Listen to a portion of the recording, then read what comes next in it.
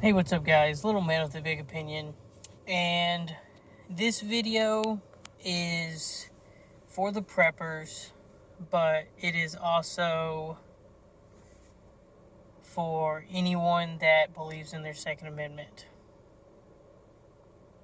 Matter of fact, I'm going to set the camera down for a second because I have something in the back seat that I wanted to bring up for this video. This right here is a pocket edition for my Constitution. So I'll read number 1 and number 2. Most of you should know this, but Congress shall make no law respecting an establishment of religion or prohibiting the free exercise thereof, or abridging the freedom of speech or of the press or of the right of the people to peacefully assemble and to petition the government for a redress of grievances. Number 2, a well-regulated militia, comma, being necessary to the security of a free state, comma, the right of the people to keep and bear arms, comma, shall not be infringed. So, if you haven't heard of H.R. 127, it directly affects the Second Amendment. Any logical person, left or right, should be able to see that it is an unconstitutional bill. I read through the whole thing. I'm not going to read through it. I'll hit the major points. I'll put a link to Congress's website in the description below, or you can look up HR 127, and then I'll put a pinned comment so it always stays at the top of the comment section. Maybe not. But essentially, this bill will require you to be of the age of 21. Well, okay, let's start off first. It is a licensing and registration of all firearms. Have broken firearms down to civilian firearms and military-style firearms. There's a lot of hoops and bounds that they want you to be able to jump through. There is fees and costs associated with this, and there is insurance involved. I can tell you on the penalty side, for breaking any of the rules within this, the lowest fine is $5,000 and or 1 year in jail. The highest fine being $150,000 and 40 years in prison. So, pretty serious stuff. So let's start off with the what do you need to be able to exercise this right? And it's a lot like having a car. They've set an age limit. You must be 21 years of age or older. You must pass a background check. Okay, we already have that. Don't know if they're going to change what's involved in the background check. But the next thing on the list is you have to pass a psychological evaluation. So someone else is the person determining if you get to exercise your right. Your God-given right that is supposed to be protected by the government. So pick a good doctor that, I don't know what to say about that one. You have to take a 24-hour training course. So I imagine that's in, 6 4-hour sessions. I don't know. We don't know what is involved in this training session. but they do say a live fire exercise is part of it. They do say storage and safety is involved in it. And so I kind of like that. I don't like how they just generically say it's a 24-hour course, because your concealed carry course can be done in a day or split into 2 days. So I don't know what their logic on that is. Now, if someone from a firearms background said, hey, I think we should have a couple-hour course on how to handle it, loading magazines, range etiquette, that kind of thing, I would probably be on board on that.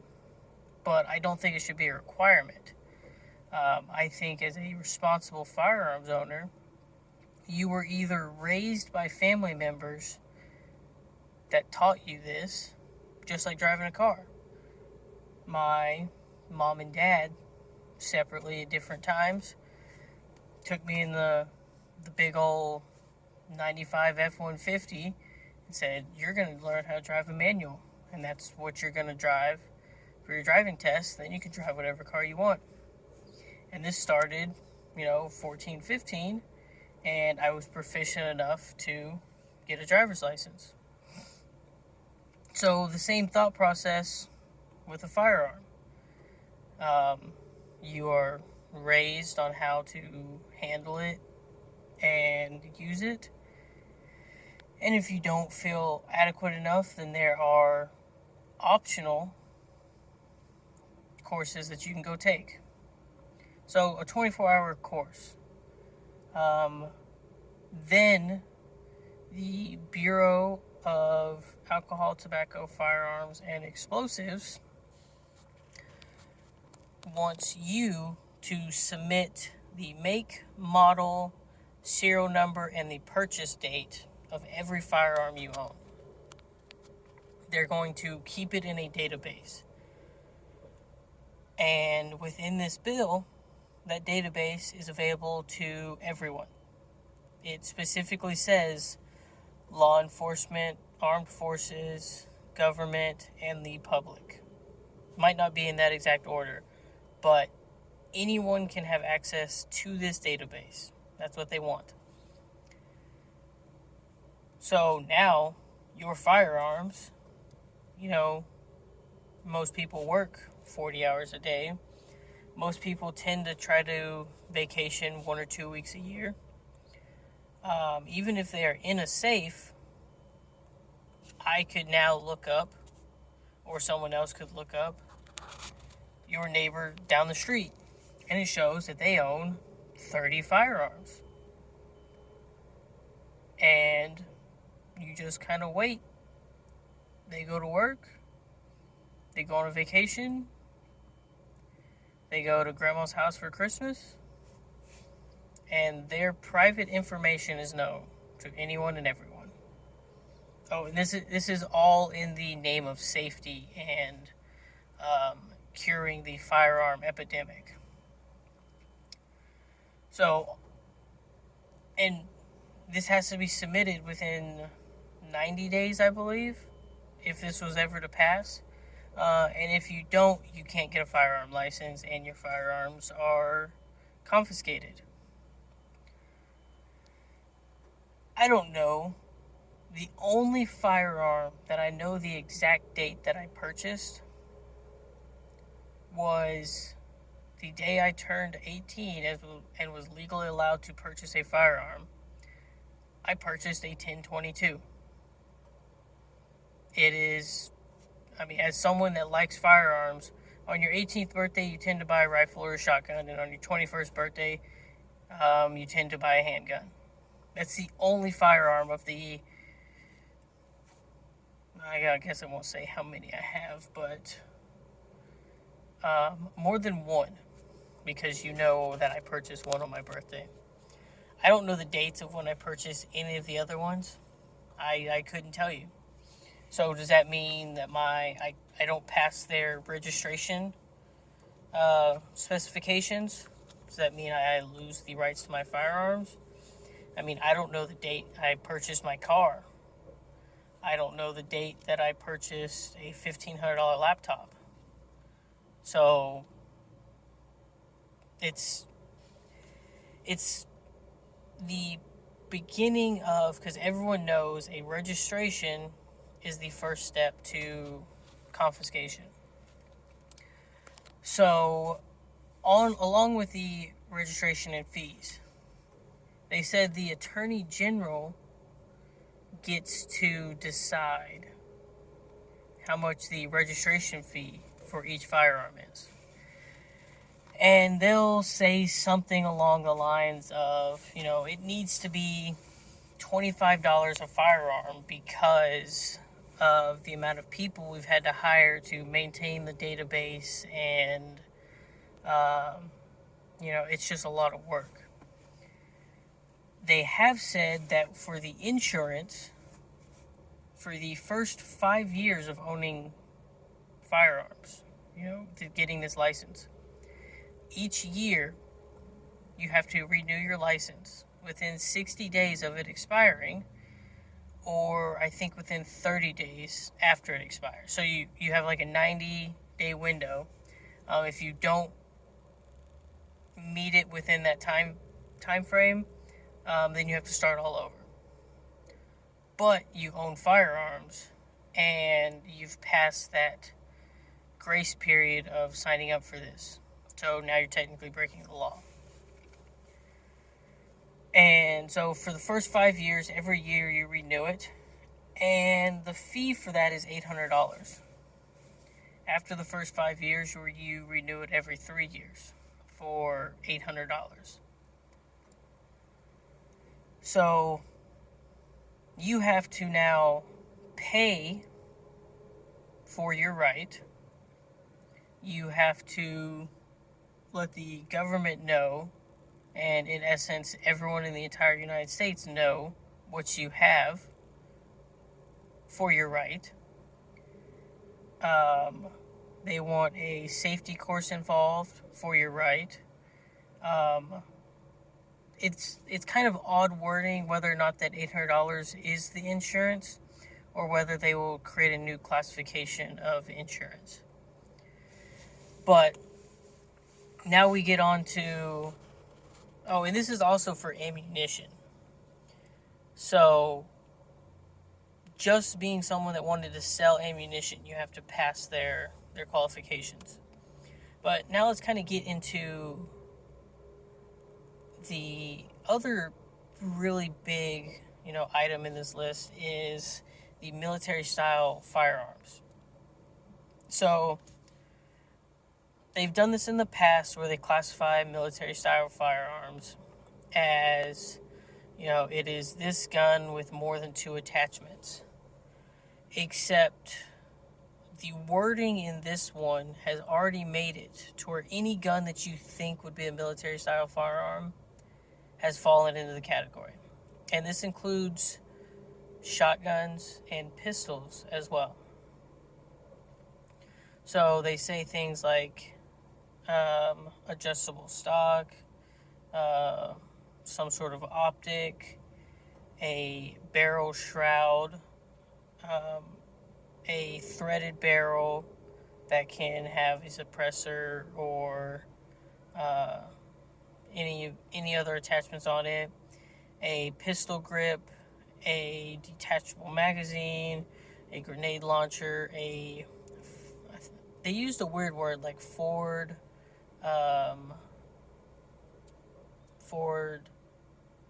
like stabilization assistance, basically a foregrip. And then the big caveat is one of the 2 things on that category is if it is a copy of a military style rifle, or it was designed to be like a semi-automatic version of a military style rifle. So an AR was technically made on its own idea of being semi-automatic. And then Colt made the M16 and the M4. So 2 different companies. It's not like Colt said, well, let's make a semi-automatic version. Just semi. Let's not put in the burst or the full auto. And then, your Glock. A Glock 19 is a semi-automatic pistol. A Glock 18 is a full auto pistol. And same thing with the pistols and the shotguns, having an adjustable stock, a pistol grip, threaded barrel, sights, any of that makes it an assault weapon. And they have changed the wording of a large capacity magazine to a large capacity feeding device. And it is an outright ban of anything over 10 rounds. They specifically say magazine to hold more than 10 rounds, a belt to hold more than 10 rounds, or that could. So, you've got an AR that's belt fed, or you just make 10 round belts, and if, stuff really got real, then you could just link them together. Nope, that's illegal because it could be used to have more than 10 rounds.